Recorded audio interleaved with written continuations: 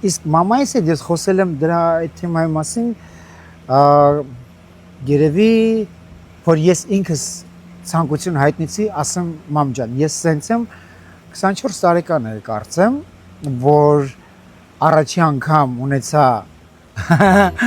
boyfriend, սենց կարելի ասել, ու ես ցանկություն հայտնեցի, գամ ու ասեմ մամ, գիտես ես boyfriend ունեմ։ Ահա։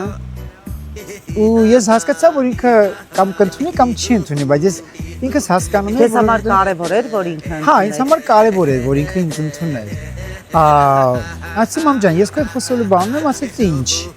Ու ինքը արդեն հասկացավ, ես իր աչքերի հայացից զգացի,